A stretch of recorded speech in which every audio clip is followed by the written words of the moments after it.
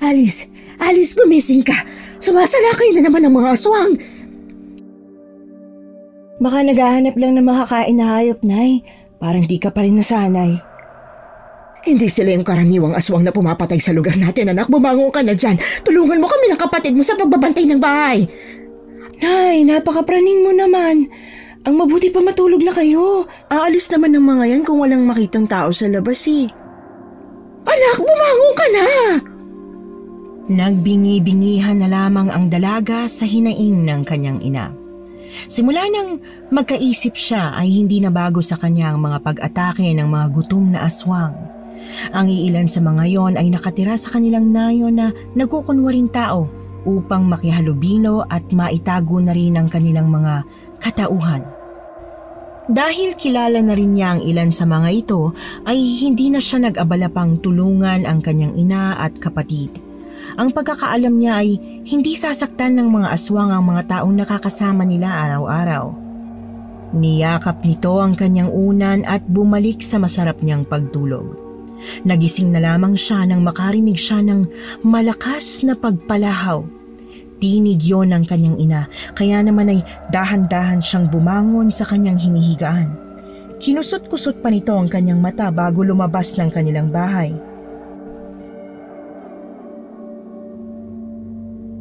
Bea! Anak! Anak! Napakabata mo pa, anak! Hindi ko matatanggap ito. Diyos ko, bakit mo kami pinaparusahan ng ganito? Diyos ko, bakit? Nay, ano nangyari? Nasaan ka? Nasaan ka nung kinailangan ka namin? Anak! Ang kapatid mo! Ang kapatid mo! Doon lamang napagtanto ni Alice ang lahat. Inilibot niya ang kanyang paningin sa kabuuan ng nayon. Ang malansang amoy ng dugo na nakakalat sa lupa, maging ang mga dugoang katawan ng iilang kanayo nila. Sa kanyang harapan ay ang kanyang ina na yakap ang kanyang kapatid na maraming kagat ang katawan. Kapansin-pansin ang malaking sugat nito sa kanyang leeg, maging sa kanyang tiyan na halos wala ng laman. Nais masukan ni Alice sa kanyang nakita. Mas malala pa yon sa nakikita niyang wakwak na katawan ng mga hayop. Nay, sino may gawa nito? Sabihin mo, Nay!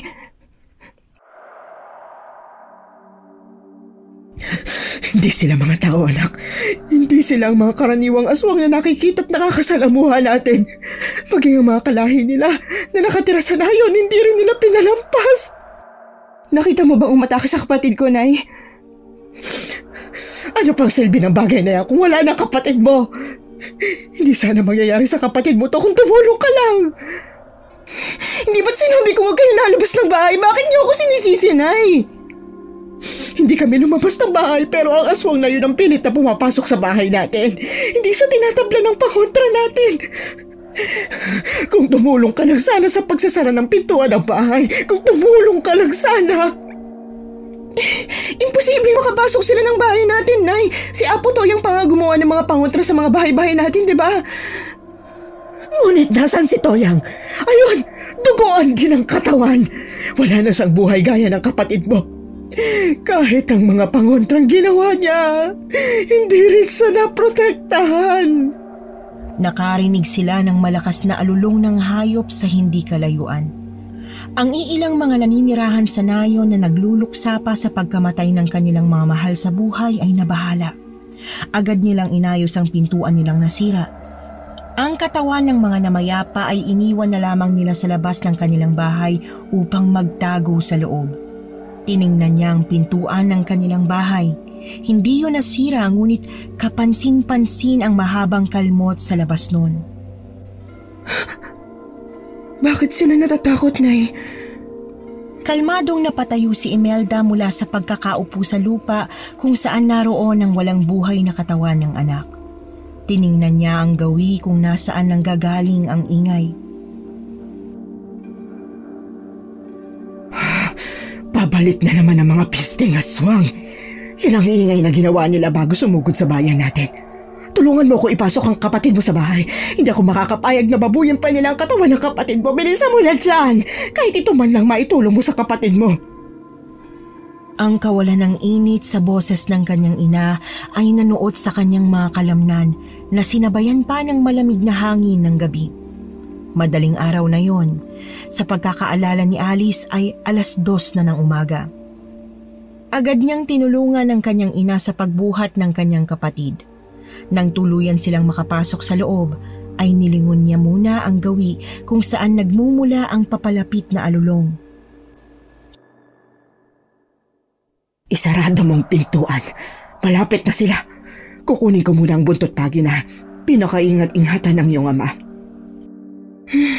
Hindi ko alam na meron tayong ganyan, Nay. Kung hindi sila natatabla ng mga pangontray, sigurado akong magagapi sila gamit ang buntot pagi na ito. Gaganti ako sa kanila. Hindi na hinintay pa ni Imelda ang kanyang anak na makapagsalita. Pumasok siya sa kwarto nilang mag-asawa upang kunin sa baul nito ang panlaban sa aswang. Si Alice naman sa kabilang banda ay sumilip sa maliit na butas ng dingding. Wala siyang nakikita sa labas dahil na rin sa kadiliman ng gabi. Ang ilaw ng kanilang mga kapitbahay ay nakapatay na rin.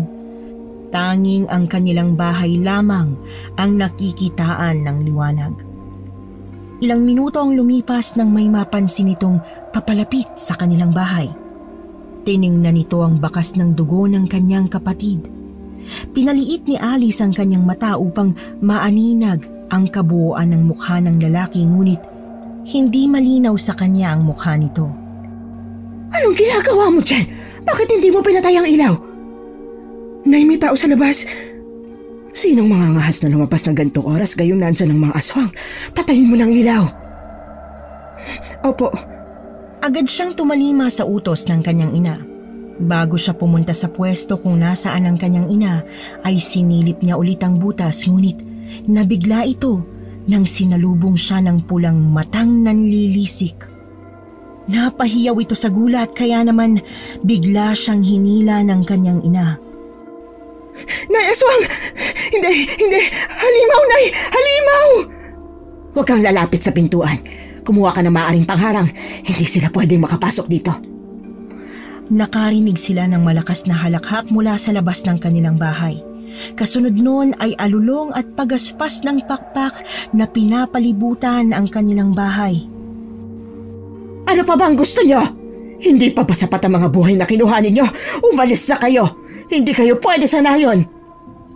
Hindi namin inaakala na mabango at manamis-namis ang dugo ng mga tao rito. Nauuhaw pa ako. Kailangan ko pa ng dugo nyo. Papasukin nyo ako! Umalis ka na! Umalis na kayo! Hindi ako makakapayag na makapanakit pa kayo ng mga tao! Sa tingin mo ba ay mapipigilan mo kami? Nagpapatawa ka ba? Mamili ka! Bubuksan mo ang pinto o sisirain namin ito para sa'yo? Huwag ka ring magpatawa. Habang buhay ako, hindi kayo makakapasok sa pamamahay ko. Ano itong naamoy ko? Ang bango. Ang bango. Dugo ba yan ng anak mo? O dugo mo mismo? Ngunit hindi kita naamoy kanina. May kasama ka ba sa loob? Kung meron ay dapat palang pumasok na kami. O gusto mo bang magbilang pa kami para sa'yo? Sinenyasan ni Imelda ang kanyang anak na magtago. Hindi pa sana susunod si Alice, ngunit pinandilatan siya ng mata ng kanyang ina. Litong-lito siya sa mga nangyayari. Hindi pa tuluyang napoproseso ng kanyang utak ang lahat ng mga nagaganap. Isa! Mabilis na nagtago si Alice sa baul na naroon sa sala. Hindi yun gaanong napapansin, kaya naman ay magandang pagtaguan yun. 2! Naghanda ang kanyang ina. Hawak nito ang buntot pagi sa isang kamay, samantalang sa kabila naman ay ang malaking bote na pinakaingat-ingatan ng kanyang ama noong nabubuhay pa ito. Hindi alam ng dalaga kung anong laman ng boteng yon, ngunit sa ayos ng kanyang ina ay tiyak na makakatulong yon sa pagpuksa ng mga aswang. 3! Kasabay ng pagbukas ng pintuan ay ang malakas na paghagupit ng buntot pagi na hawak ng kanyang ina. Lintik! Walang iyak ang babae ka! Hindi ako basta-bastang babae lang. Magpakilala ka! Sino ka?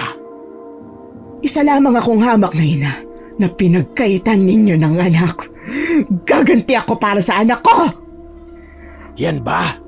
Pwe, ang lakas naman ng loob mong saktan ako. Hindi mo ba ako kilala? Wala akong panahon para kilalanin pa ang isang halimaw na kagaya mo. Habang nasa loob ng baul ay nakarinig si Alice ng atungal ng hayop na nasasaktan. Kasunod nun ay ang tunog ng pagkabasag ng bote.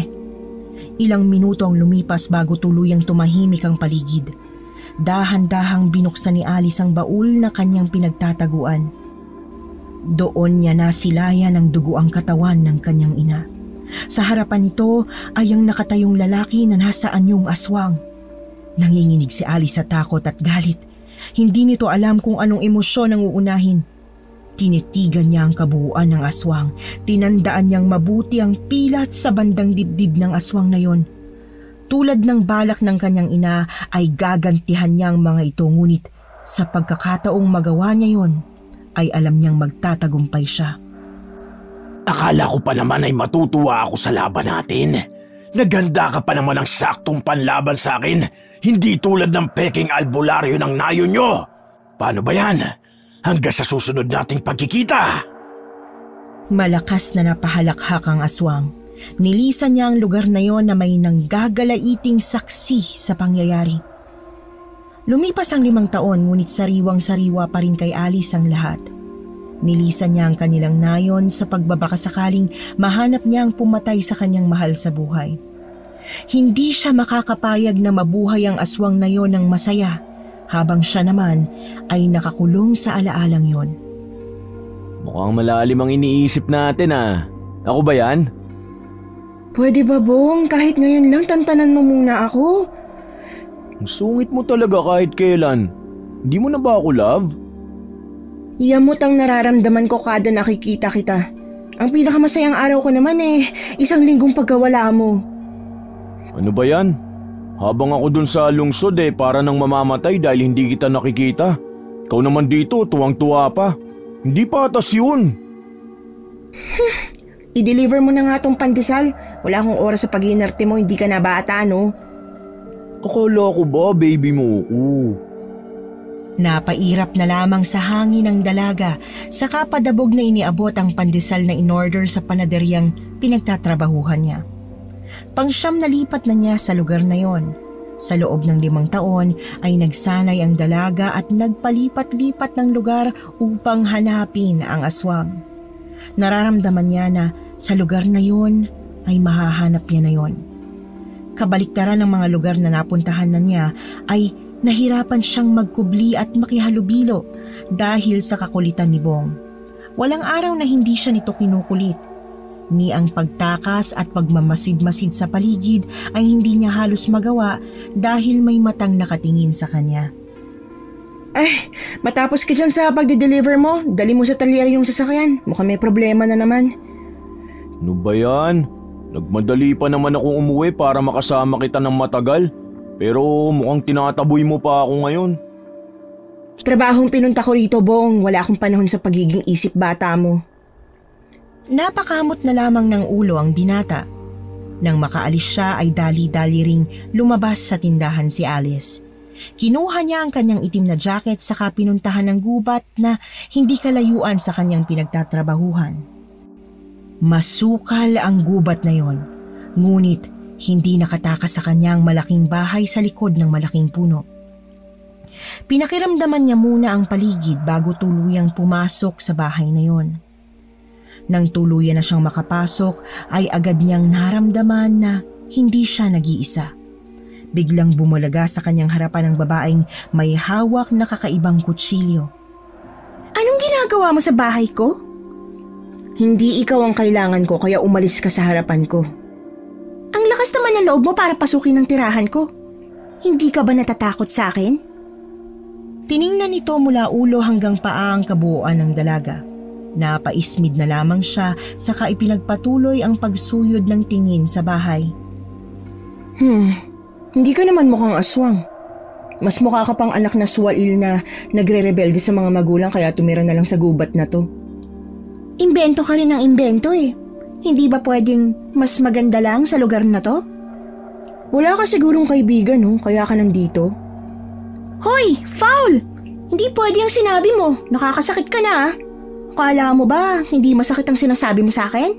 Na nag-uulam ako ng kalapate? Ikaw nga. Pinagsasabi mo, tabi nga dyan. Aba! Namumuro ka naman yata dyan, madam. Bahay ko ho ang pilit mong pinapasok. Lumabas ka na bago pa kita makulam. Anong sabi mo? Wala. Pasok ka lang. Feel at home ka lang dyan. Anong gusto mo merienda? Nagluto ako ng banana Q. Hindi pinansin ni Alice ang dalagang kasalukuyang naiilang sa kanyang pagdating. Natataranta itong pumunta sa kusina upang kumuha ng makakain.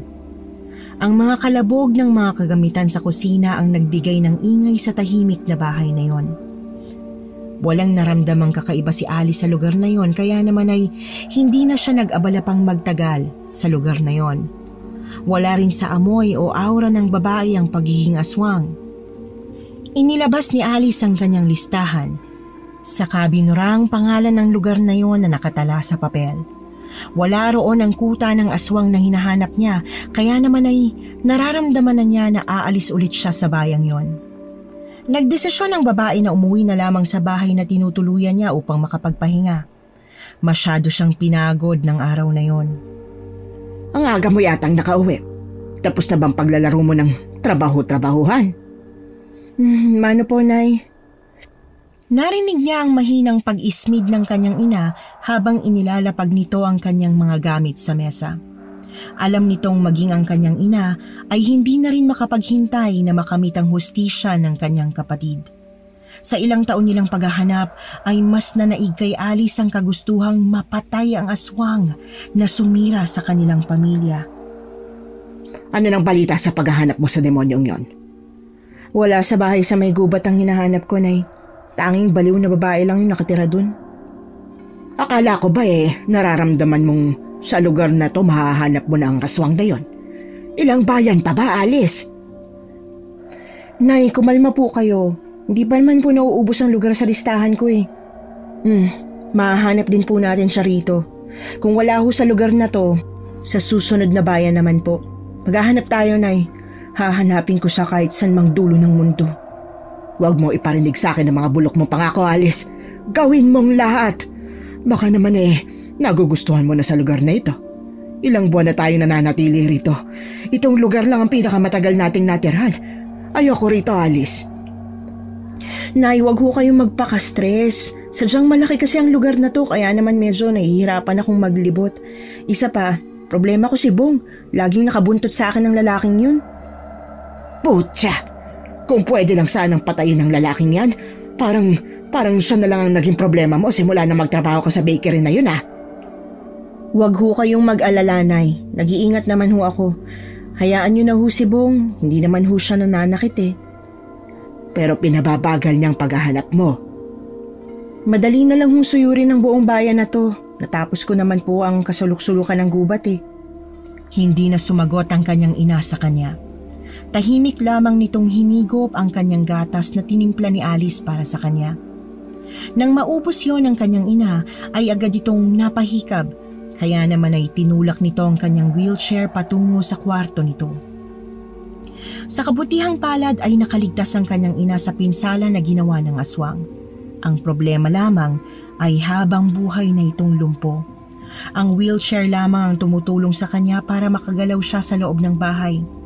Minsan ay nayayamot ito sa simpleng bagay na hindi niya magawa dahil na rin sa kanyang kalagayan. Nakakapagbitiw ito ng masasakit na salita kay Alice na iniintindi na lamang ng dalaga. Huwag kayong mag-alala, Nay.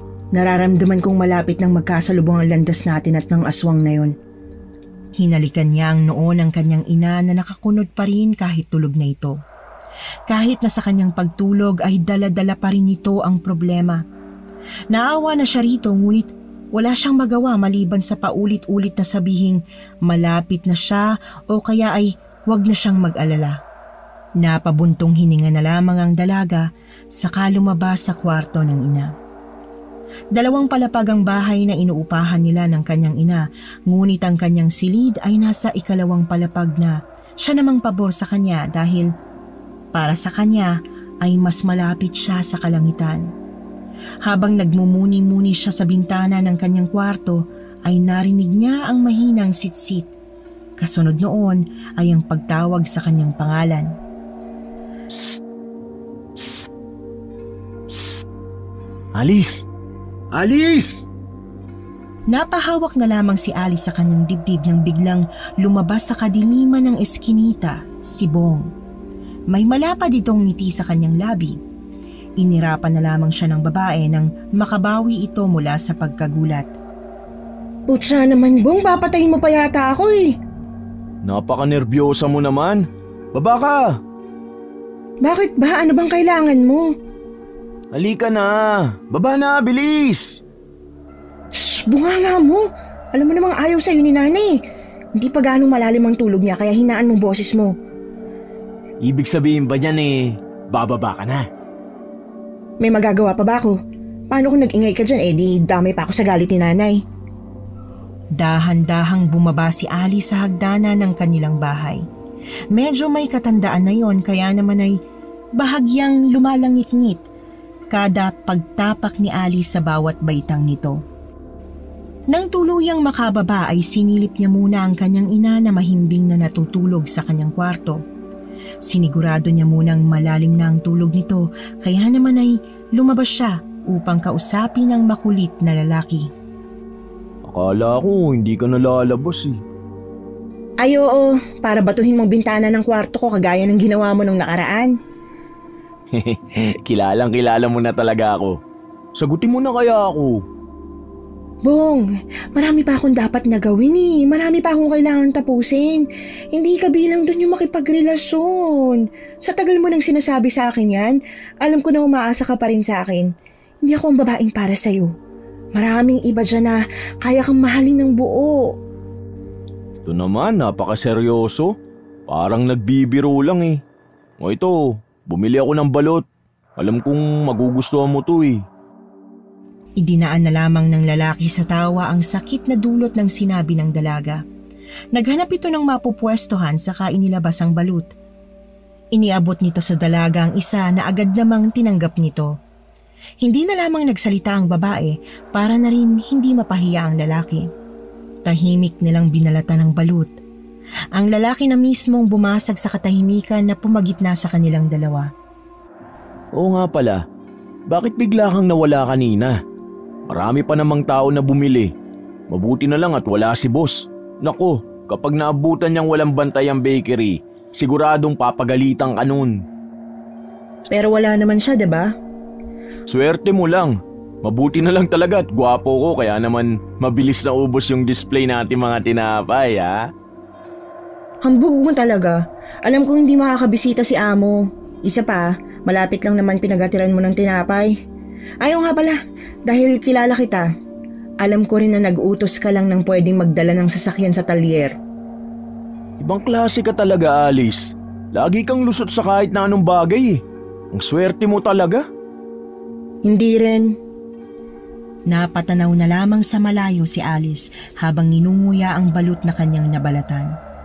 Nakatatak na sa kanyang isipan na hindi siya swerte. Kalkulado lang ang kanyang mga galaw dahil sa kanyang pag-iingat pero hindi siya swerte. Nakakalusot siya sa mga sitwasyon gaya ng nangyari sa bakery ng araw na yon dahil sa impormasyong narinig niya mula sa isa nilang katrabaho. Hindi niya namalaya na malalim siyang napabuntong hininga. Ang lalim niya na. Iniisip mo ba na baka pagalitan ka? Sus, huwag kang mag-alala. Hindi ka naman tatanggalin ni boss sa trabaho eh.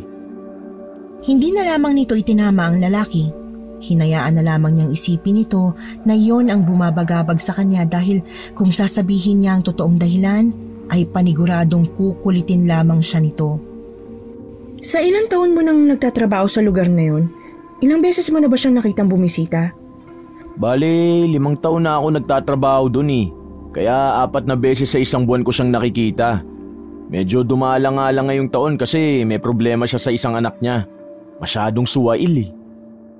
Ngayon ko lang narinig ang bagay na yan. Hindi ko alam na may anak siya. 2 lalaki ang anak niya. Yung isa mabait. Yung isa naman di ko ganong nakikita eh. Ang sabi ng ilang kamag-anak yun daw ang suwail. Napatangu-tangu na lamang si Alice. Wala siyang pakialam sa buhay-buhay ng ibang tao, ngunit hindi na rin masama na magkaroon ng iilang impormasyon tungkol sa mga taong nakakasalamuhan niya araw-araw. Ayo nga pala, balita ko sa susunod na linggo uuwi ang dalawa niyang anak. Sila raw muna ang hahawak ng iilang negosyo ni boss. Bakit? Ano nangyari kay amo? Baka gusto lang magpahinga. Nasa hustong gulang na rin naman ang dalawa eh. Mas matanda nga sa atin ng ilang taon ang mga yon kaya alam kong kaya nilang sundan ng yapak ng ama nila. Saan ba sila nakatira? Bakit wala sila rito sa probinsya? Ang balita ko, nakatira sa lungsod ang mga yon dahil may kanya-kanyang negosyo. Ewan ko lang ha, hindi rin ako sigurado eh. Tumayo si Alice sa kanyang kinauupuan saka pinagpagang dumi na nakadikit sa kanyang damit. Papasok na ako. Salamat sa kwento. Hindi na niya hinintay pang makasagot ang lalaki dahil pumasok na ito saka isinaradong mabuti ang pintuan. Hindi na ito nag-abala pang magbukas ng ilaw. Dahan-dahan siyang naglakad sa maliit na sala patungo sa hagdanan ngunit hindi pa man siya nakakatapak sa unang baitang ay may naramdaman siyang mga matang nakatitig sa kanya. Nang lingunin niya yon ay halos mapatalon siya sa kanyang nakita. Ang kanyang inayon na blanko ang tingin. Nakatayo ito sa pintuan ng kanyang kwarto habang nakaharap sa direksyon niya. Nay! Nay! Kailan pa kayo nakatayo ulit? Ginagawa mo ba akong tanga, Alice? Bakit mo kausap ang lalaking yon? Napadaan lang ho si Bong, Nay. Maayos na ba ang mga paa niyo? Bumalik na ulit ho kayo sa pagtulog. Gusto niyo bang alalayan ko kayo? Hindi pinansin ng kanyang ina ang kanyang mga sinabi. Mariin itong napahawak sa pintuan upang maging suporta sa kanyang pagtayo. Huwag mong hintayin pati siya ay mabura sa mundong ito upang maalala mong may kailangan ka pang gawin. Wala akong ginagawang masama si Bong, Nay. Napadaan lang yung tao rito. Huwag ho kayong maging malupit sa kanya. Pwede ho ba? Kilala mo ako, Alice. Kahit lumpo ako, kaya kong burahin ang mga hadlang sa pinaplano natin. Magpahinga na ho kayo, Nay. Hindi pa nganib si Bong para pagtuunan nyo ng lakas at pag-aalala. Ginagawa ko ang trabaho ko. Mabuti ng malinaw. Tinalikuran siya nito sa kadahan-dahang pumasok sa kanyang kwarto. Lalapitan sana siya ni Alice ngunit sumenyas na agad itong huwag siyang lalapitan. Kaya naman ay nanatili si Alice sa kanyang kinatatayuan. Hindi pantay na mga yabag ang narinig ni Alice sa loob ng kwarto ng kanyang ina. Kasunod ng mga yabag na yon ay ang mahinang pag-ungol nito na senyales na nakahiga na siya sa kanyang kama. Labis na ipinagtataka ni Alice ang pagtayo at paglakad ng kanyang ina. Ang sabi kasi ng doktor ay hindi na ito makakalakad pang muli dahil sa lala ng natamo niya mula sa pakikipaglaban sa aswang. Kung ano man ang ginawa ng kanyang ina ay hindi niya rin alam. Isa lang ang sigurado siya. Idadamay nito ang lahat ng taong hahadlang sa mga plano nila. Lumipas ang mga araw. Ang tahimik na buhay ni Alice ay mas lalong umingay dahil sa bagong dating na anak ng kanilang amo. Alice, yung kinikwento ko sa'yo, naalala mo ba? Anak ni Bossing. Magandang araw. Peter nga pala. Ikaw si Alice, hindi ba? Magandang araw din po. Opo, Alice po pangalan ko. Nakipagkamay ang lalaki sa kanya na may malaking ngiti sa labi. Magaan ang enerhiyang binibigay nito sa babae kaya naman ay maagap na kinuha ni Alice ang kamay nito upang makipagkamay. Mukhang pamilyar ka. Nagkita na ba tayo dati? Ngayon lang ho tayo nagkita, sir. Ganun ba? Sobrang pamilyar mo kasi sa akin kaya akala ko nagkita na tayo. Baka kamukha ko lang po. Marami po kasi nagsasabi sa akin na marami akong kamukha eh. Ako, baka nga. Medyo tumatanda na kasi ako eh, alam nyo na. Naku sir, anong tumatanda ka dyan? Mas bata ka pa nga tingnan kaysa sa akin eh. Ano bang sikreto nyo? Napakabulero pala nitong si Bong ano?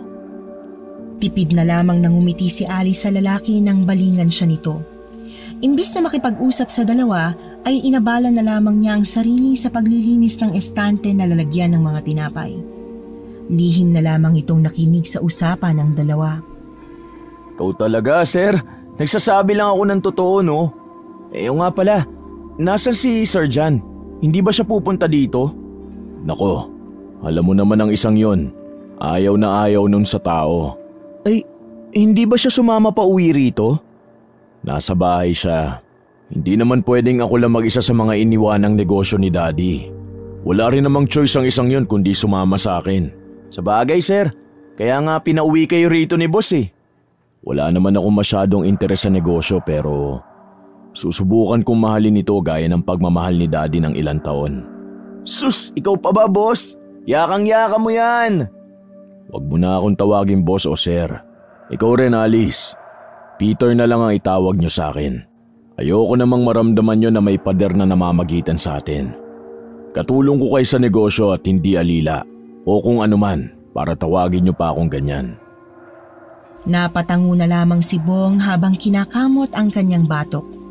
Alam ng dalaga na naiilang pa ang lalaki sa biglaang desisyon ng anak ng kanilang amo, ngunit sa paraan ng pagkakasabi ng binatang amo ay pinal na yon. Nakahinga ng maluwag si Alice dahil nabawasan ang alalahanin niya sa pagsasagawa ng kanyang misyon sa bayang yon. Hindi strikto ang kanyang bagong amo. Alam niyang madali lang niya itong mapapaikot.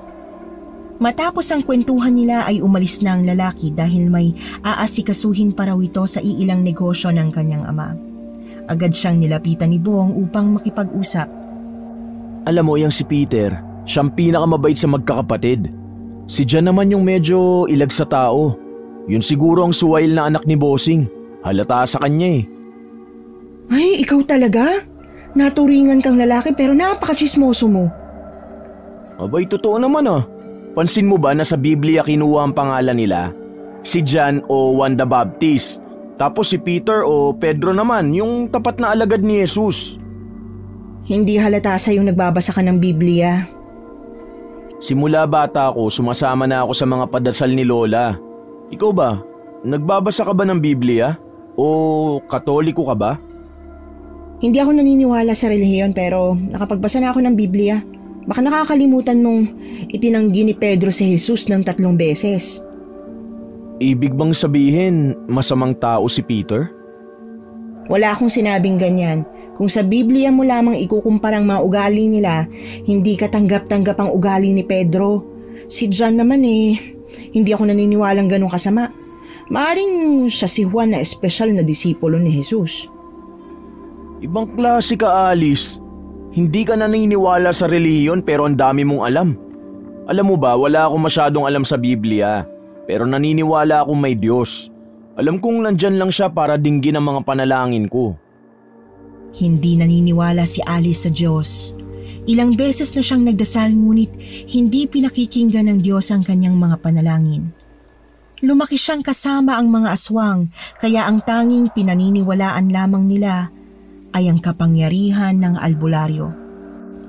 Buhat nang umalis si Alice sa lugar nila ay doon lamang niya nakilala ang Diyos na pinaniniwalaan ng karamihan. Sa pagkakataong yon ay hindi na Diyos ang kailangan niya. Mas kailangan niya ang kumilos dahil wala siyang aasahang iba kung hindi ang sarili lamang niya. Mauna na muna ako, Bong ah. May kailangan akong puntahan eh. Teka, 1 oras pa bago ang closing natin eh. Hintayin mo muna ako. Diyan ka na, ikaw na bahala dyan. Hindi na nito hinintay pang makasagot ang lalaki dahil dali-dali itong lumabas ng tindahan upang puntahan ang lugar na pinaghihinalaan niyang kuta ng aswang. Nang makarating siya sa lugar na yon, ay tanging abandonadong gusali lamang ang bumungad sa kanya. Walang bakas ng tao o aswang na namalagi doon. Napabuntong hininga na lamang siya saka lumabas ng gusali. Naglakad siya pa uwi, kung kaya't nadaanan ang bahay ng baliw na babae. Napagdesisyonan niyang pumasok na lamang doon upang bisitahin ang lugar. Hindi pa tuluyang nakakapasok ay bigla siyang hinarang ng babae. Anong ginagawa mo sa bahay ko? Noon lamang niya natingnan ng maayos ang dalaga. Kamukha siya ng kanyang namayapang kapatid, ngunit kapansin-pansin na ang malaking nunal nito sa gilid ng kanyang labi. Kung wala ang nunal na yon, ay mapagkakamalan niyang siya si Bea. Hindi niya pinansin ang nagbabantang tingin nito, bagkus ay lumapit pa siya sa mesa na maraming nakakalat na gamit. Dumako ang kanyang tingin sa maliit na bilog na kamukha ng isang mamahaling diamante. Ano mga bagay na to? Tsaka ano to? Ano to? Huwag mo yung hahawakan, seryoso ko. Masyado makapangyarihan ang bagay na yan. Bakit? Ano ba to? Naniniwala ka ba sa elemento? Hindi ko alam. Ano ba yan? Pero alam mo, totoo ang mga elemento eh. Nandito lang sila sa paligid natin. Nakikita ko rin sila paminsan-minsan. Yung bagay na yan, mahalaga yan sa kanila. Diyan sila kumukuha ng lakas. Pero syempre, dahil ako nang may hawak, napapasunod kong ilang mga elemento. Ilang tao nang naloko mo sa kwentong yan? Hoy! Hindi ako sinungaling ha. Nagsasabi ako ng totoo. Kung hindi ka naniniwala sa mga elemento, naniniwala ka ba sa mga aswang? Doon lamang sumeryoso si Alice sa huling salitang binitiwan ng babae. Ngunit hindi nito pinahalata sa kaharap niya na interesado siya sa kwento nito. Anong alam mo sa mga aswang? Interesado siya. Ang mga aswang may iba't ibang uri at anyo. Merong malakas, meron ding mahihina. Siyempre, kung may masasama, meron ding mabubuti. Hindi ako naniniwalang may mabubuting mga aswang. Bakit? Nakasalumuha mo na ba silang lahat? Magkaiba tayo ng paniniwala pero alam kong lahat sila masasama. Alam mo ba na ilan sa kanila nayanggaw lang kaya sila naging aswang? Ang mga malalakas na aswang lang may kakayahang makagawa ng bagay na yon. Huwag kang basta-bastang magalit sa lahat ng aswang dahil hindi mo sila kilala. Sinira nilang buhay ko. Pinatay nilang kapatid ko. Naiintindihan ko ang galit mo. Napailing na lamang si Alice. Hindi siya naiintindihan ng babae. Sa paniniwala pa lamang nito na may mababait na aswang ay sumama na ang timpla ng mukha ni Alice. Bakit pa ba ako nakikipag-usap sa baliw na babaeng to? Makaalis na nga. Tatalikuran na sana niya ang babae nang hulihin nito ang kanyang kamay. Matagal niya itong hinawakan. Nakaramdam na lamang si Alice ng kakaiba sa kanyang katawan. Nakahinga siya ng maayos matapos makaramdam ng mainit na dumampi sa kanyang balat. May ginawa akong munting dasal para mapakalma ka. Huwag ka mag-alala. Malapit mo nang makitang hinahanap mo. Anong ginawa mo sa akin? Secret. Tinatanggap ko agad ang pasasalamat mo kaya walang anuman. Agad na sinakal ni Alice ang dalaga na siya namang ikinabigla nito. Kanya itong isinandal sa pader. Pagkatapos ay mas lalo pang hinigpitan ng pagkakasakal sa babae. Ano ang ginawa mo sa akin? Bitiwan mo ako! Hindi kita bibitiwan kung hindi mo sa akin sasabihin ng lahat. Sino ka? At anong ginawa mo sa akin? Nagpumiglas ang babae sa pagkakahawak nito kung saan ito'y nagtagumpay na makawala. Lumayo ito kay Alice sa kahinabulang hininga habang napaubo. Ano ba? Paano ako makakapagsalita? Ay, nanakal ka na. Common sense. Kakainis. Tingnan mo, nagmarka tuloy. Sagutin mong tanong ko kung ayaw mo masaktan ulit. Ipabarangay kita dyan eh. Anong sabi mo? Ay, halos siya, bingi. Ikaw tong pumasok ng bigla-bigla dito sa bahay ko, nanakit. Pagkatapos pinagbantaan mo pang buhay ko. Sa tingin mo ba hindi kita dadalhin sa presinto sa ginawa mo sa akin?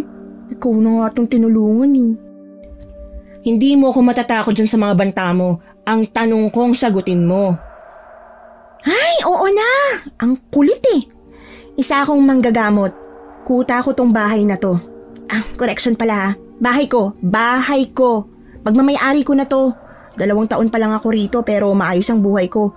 Ngayon pala hindi na. Dumating ka kasi.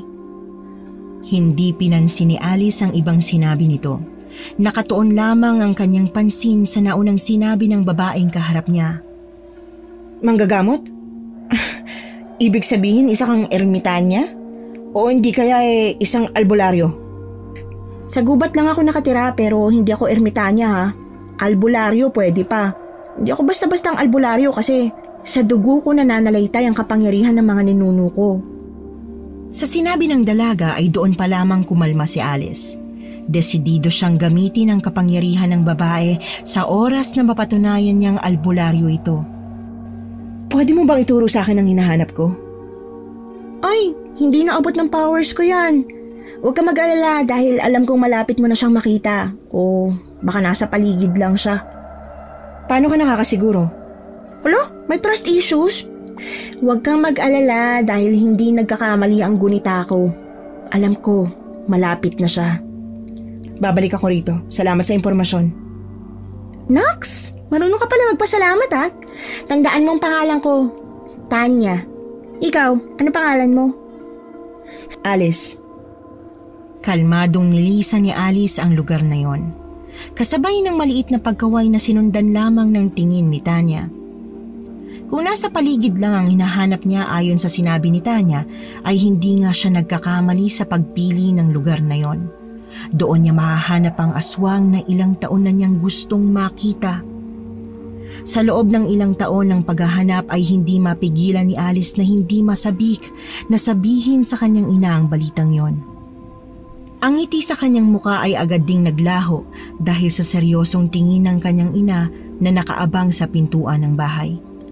Kasalukuyan itong nakaupo sa kanyang wheelchair. Ang pagtayo nito at paglakad ay hindi na nasundan pa. Lumapit siya sa kanyang ina upang magmano.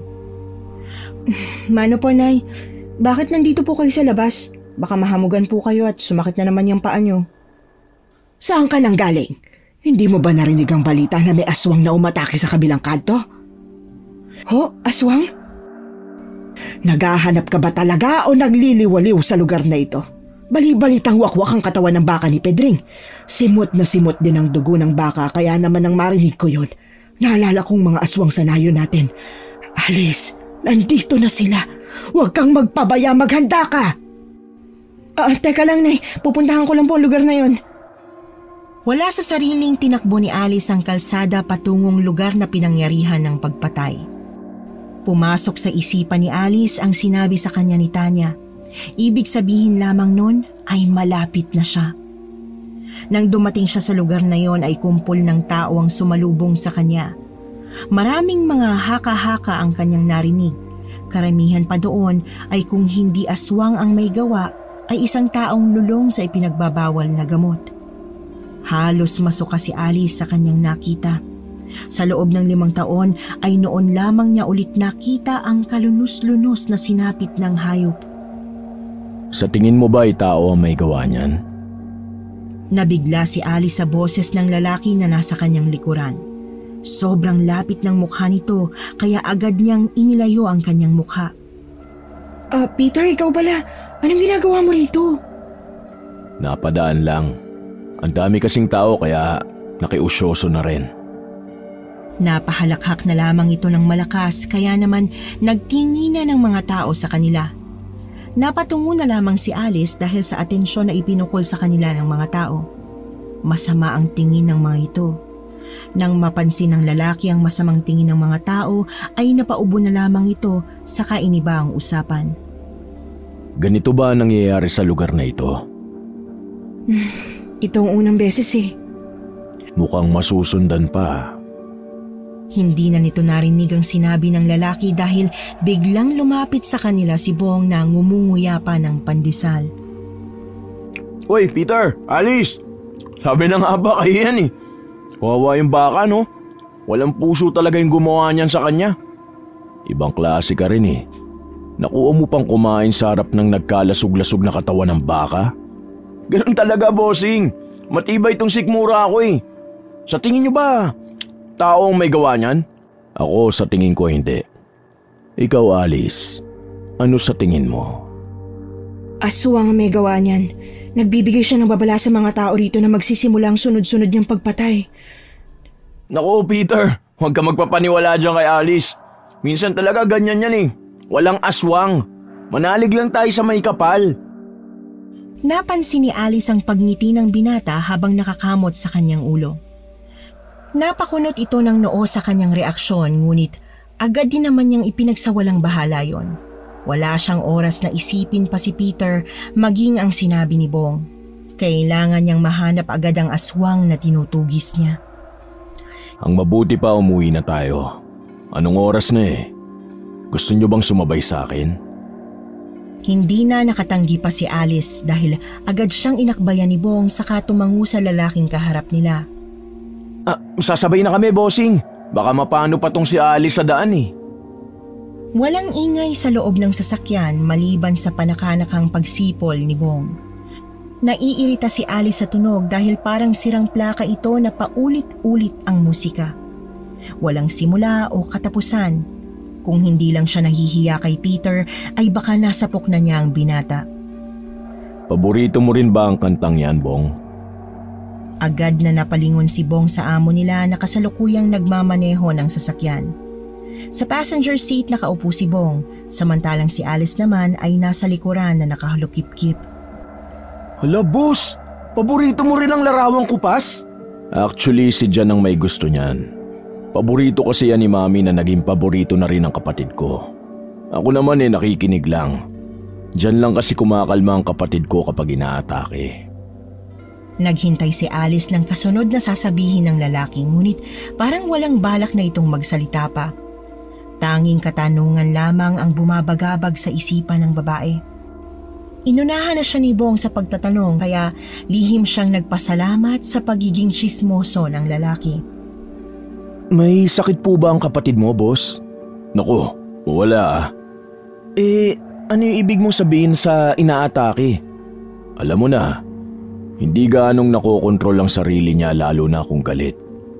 Hindi mo ma-imagine kung gaano siya kalalang magalit.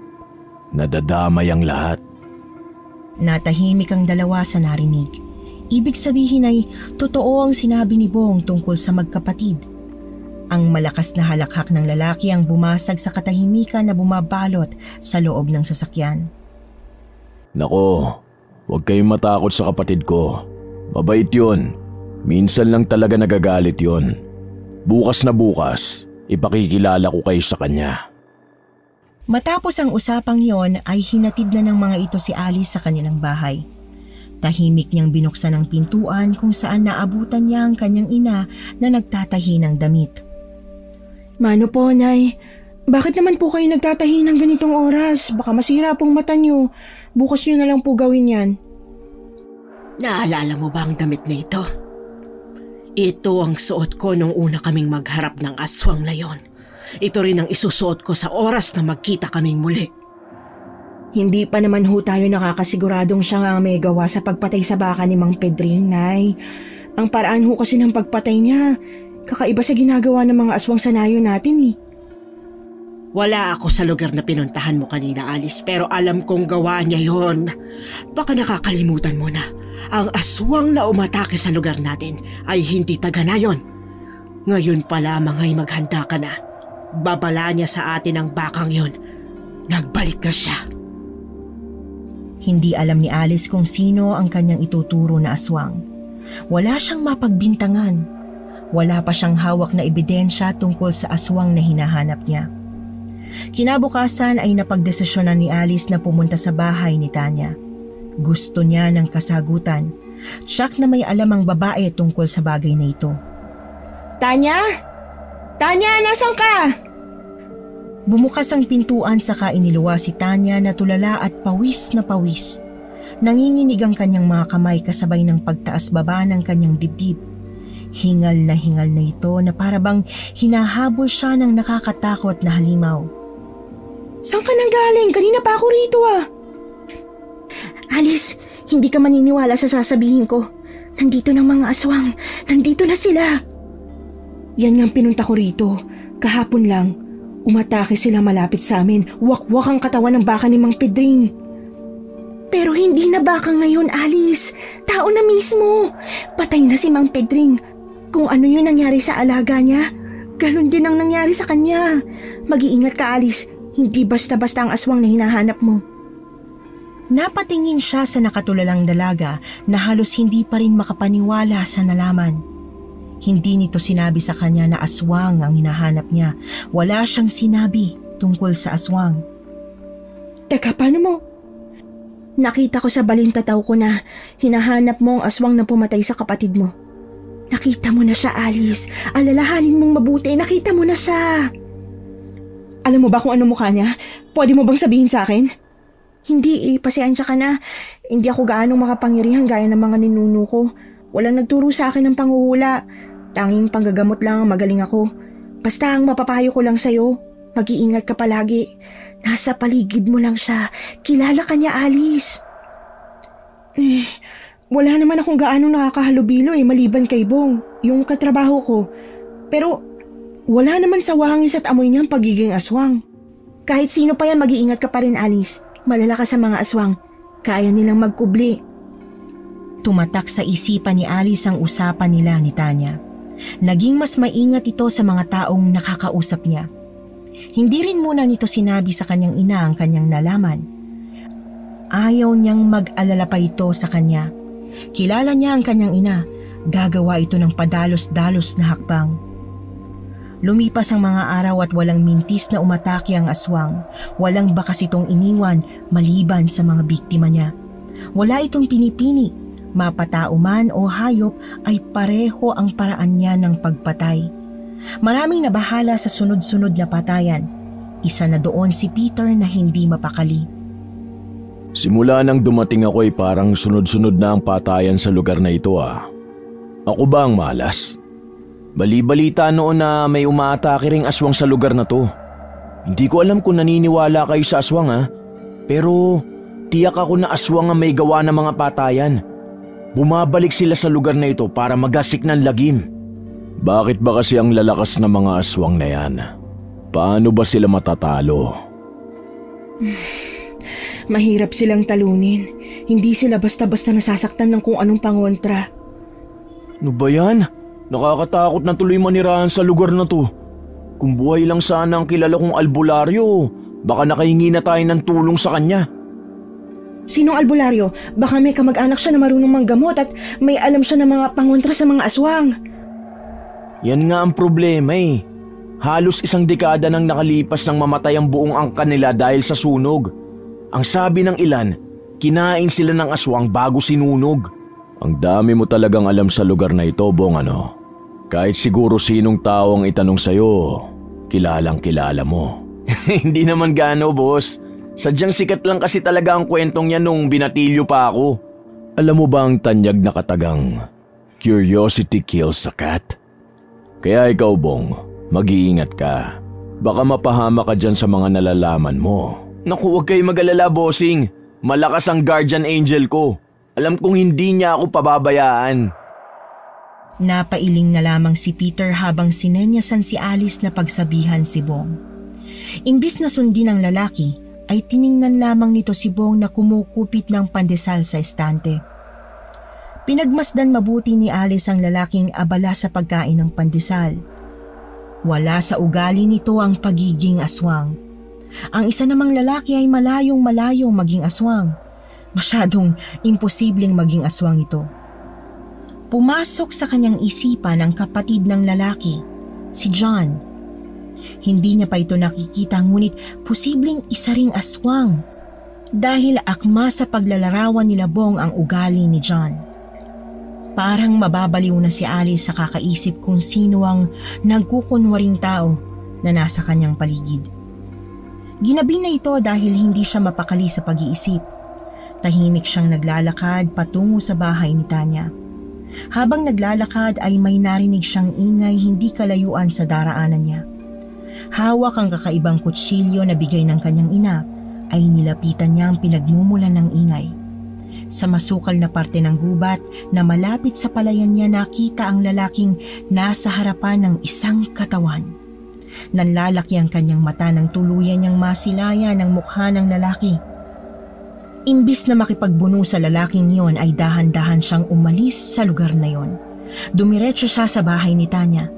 Wala siyang makitang pagkagulat sa mukha ng dalaga nang dumating siya sa pamamahay nito. Tanya, may alam ka bang panlaban sa aswang? Kilala ko na kung sinong aswang. Nakita ko na rin siya, Alice. Hindi ko alam kung matutulungan kita. Masyado siyang malakas, Alice. Hindi ko siya kaya. Napahagulgol ang dalaga sa kanyang harapan. Noon lang niya nakita ang takot sa mukha ng babae. Sa mga oras na yon ay hindi na baliw at palabirong babae ang nasa harapan niya. Agad niyang niyakap ito na siyang ikinagulat ni Tanya. Maging siya ay nagulat sa ginawa niya, ngunit niyakap siya pabalik nito. Hindi nagtagal ay tumahan ito. 10 taon na lumipas pero malinaw pa rin sa alaala ko ang nangyari. Ako lang ang nakaligtas sa pag-atake ng mga aswang sa pamilya ko. Kilala ang angka namin bilang malalakas na albularyo. Kinatatakutan kami ng mga aswang pero isang gabi, naglakas loob ang isang aswang na lusubin ang bahay namin. Walang awa niyang pinaslang ang mga kapatid ko, maging sila inay. Nanlaban sila lola pero lubhang mas malakas siya sa kanila. Ako lang ang nakaligtas dahil pinatakas ako ni lola. Kung iisa lang ang kalaban natin, maaring kaya natin siya magapi. Sa loob ng 5 taon ay nagsanay ako. May alam ako sa mga pangontra pero hindi pa gaanong malakas yun eh. Kung ganun tutulungan kita, dapat na siyang mapatay. Hinawakan ni Alice ang kamay ni Tanya. Tiningnan niya sa mata ang babae.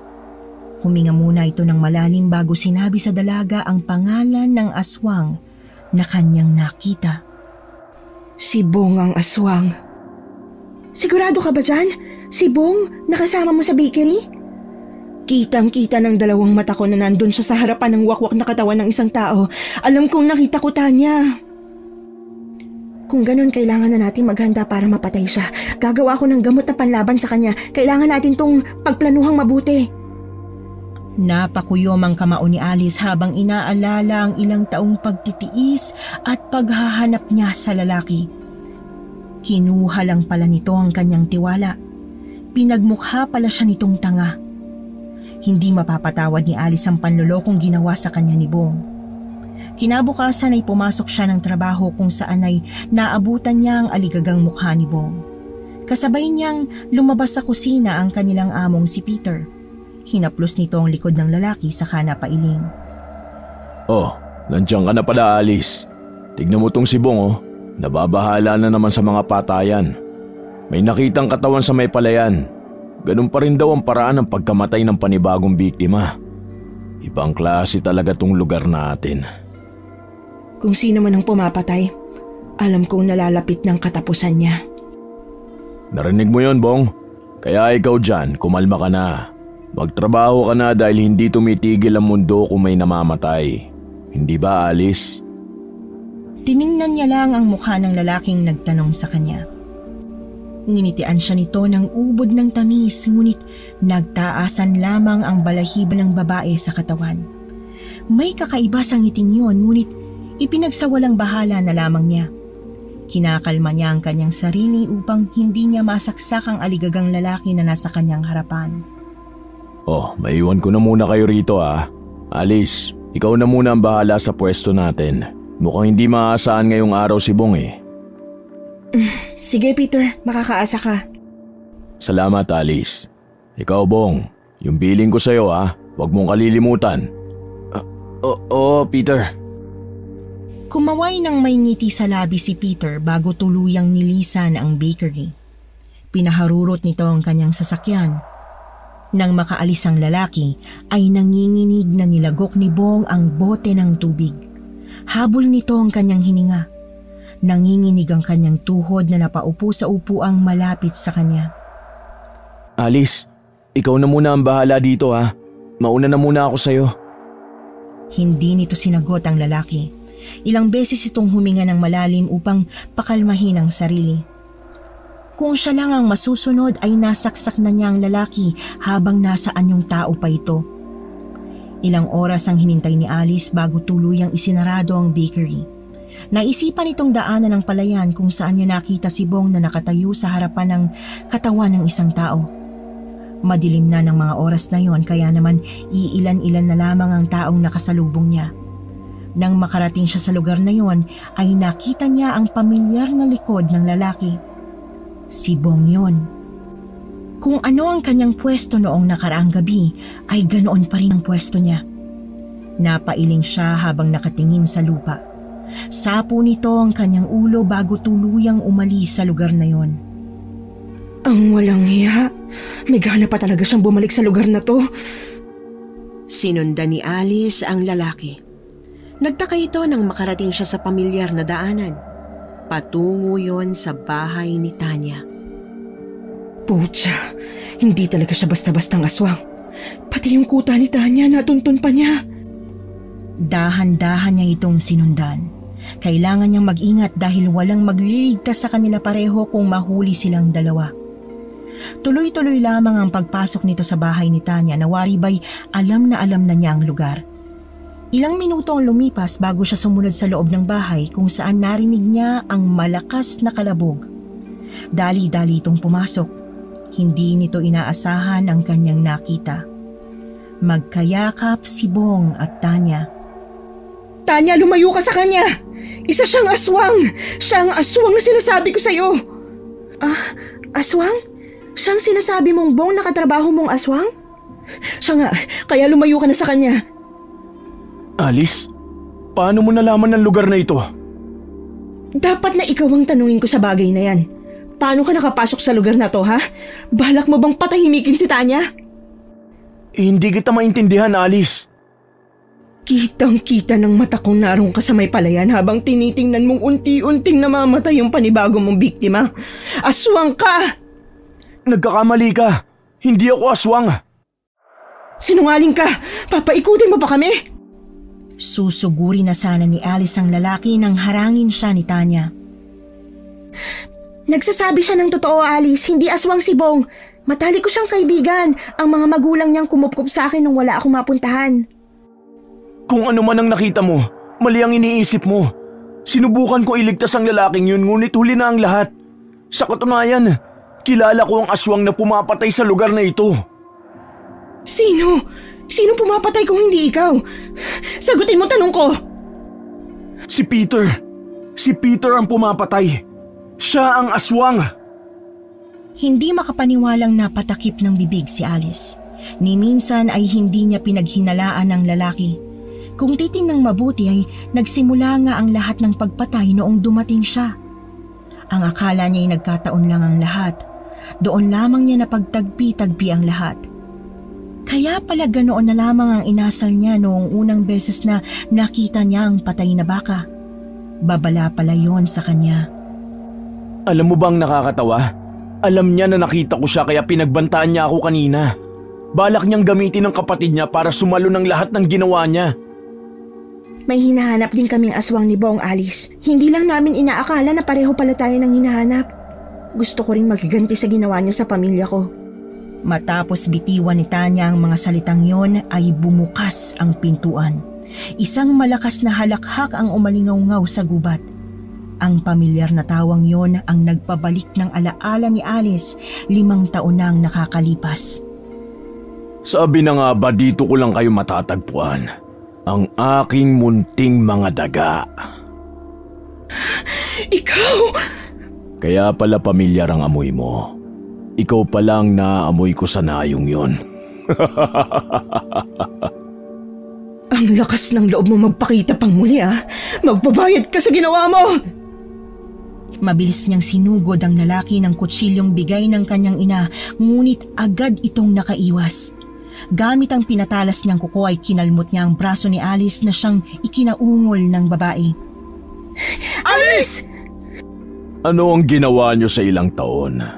Bakit ang hihina niyo pa rin? Diyan ka nagkakamali.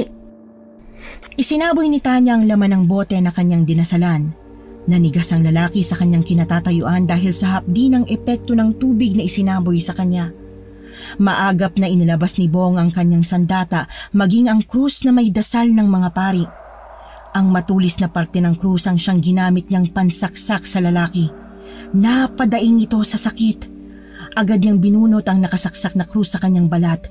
Napaigik ito dahil sa hapdi ng mahawakan niyang metal na parte ng krus. Natawa na lamang ito habang dinaramdam ang sakit. Ha! Mga lintik! Akala nyo ba matatalo nyo ako sa simpleng pagganito nyo? Mga hampas lupa! Hindi natatapos dyan ang lahat. Nagsisimula pa lang tayo. Walang pag-aalinlangang ginamit niya ang itak na may dasal ni Tanya. Malakas niyang hinataw ang braso ng lalaki. Nasugatan niya ito. Lumayo ito sa kanila at unti-unting nag-anyong aswang. Hubad ang kanyang katawan kung saan kitang-kita ni Alice ang pilat sa dibdib ng lalaki. Siya nga ang hinahanap nito.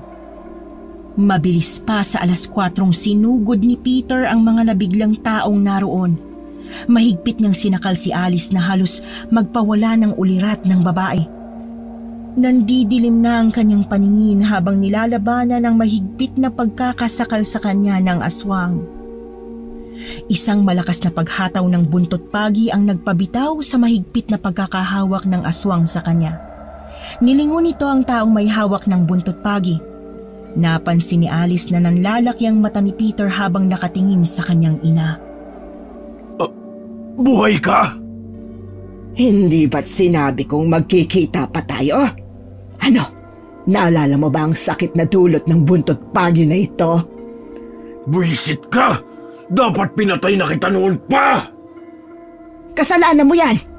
Ngayon ang araw ng paghihiganti ko sa pagpatay mo sa anak ko! Kasunod ng malalakas na paghagupit ng latigo ay ang pagsaksak ni Bong sa dibdib ni Peter mula sa likuran.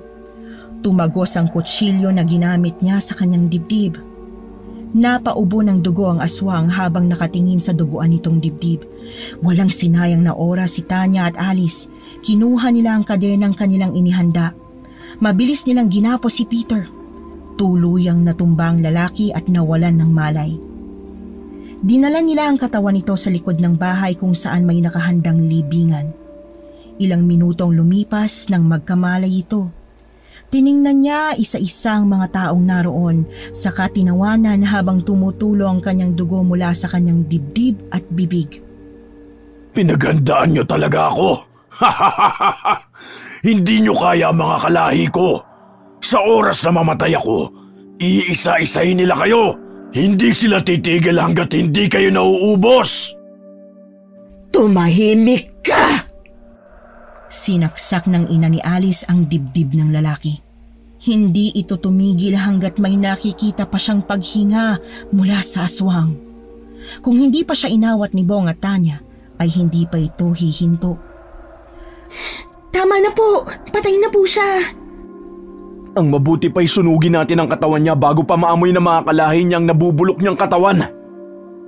Agad na sumunod ang babaeng naroon. Sinunog nila ang katawan ni Peter. Ang amoy ng pinaghalong nasusunog na laman loob ang umalingasaw sa gubat na yun. Nakarinig sila ng mga alulong ng aso. Matapos ibaon ang nasunog nitong katawan ay nilisan na nila ang lugar na yon. Lumipas ang ilang araw na naging payapa ang kanilang lugar. Walang nagtanong kung nasaan si Peter. Si John naman ay hindi na nakita pa. Walang balita sa kanilang ama. Ang haka-haka ng ilan ay inatake sila ng aswang. Matapos kasing mawala ng mga ito ay hindi na nasundan pa ang patayan sa lugar. Ang usapan ng mga tao ay may naghiganti sa mag-anak. Tanging sina Alice at ang kanyang ina maging sina Bong at Tanya lamang ang may alam sa tunay na pangyayari. Napagkasundoan ng mga ito na ibabaon ang lahat sa limot na para bang hindi nangyari yun. Aalis na ba talaga kayo sa lugar na to? Tapos na ang misyon namin ni Nanay. Napagdesisyonan namin na magsimula ulit sa malayong lugar. Kung maaari lamang, Tanya, ikalimutan mo na rin kami. Maraming salamat sa naging tulong niyo sa amin ng anak ko. Hindi naman po yata pwede yun, Nay Melds. Hirap kayang kalimutan nitong si Alice. Ay naku, ikaw talagang lalaki ka. Pero agree ako sa sinabi ni Nanay Melds. Hindi namin kayo basta-bastang makakalimutan. Salamat po sa tulong niyo. Niyakap na lamang ng matandang babae ang dalawa saka nagpaalam. Napangiti na lamang si Alice saka nakiyakap na rin sa tatlo. Tapos na ang lahat. Gumaan ang pakiramdam nilang mag-ina dahil nawala ang tinik sa relasyon nilang dalawa.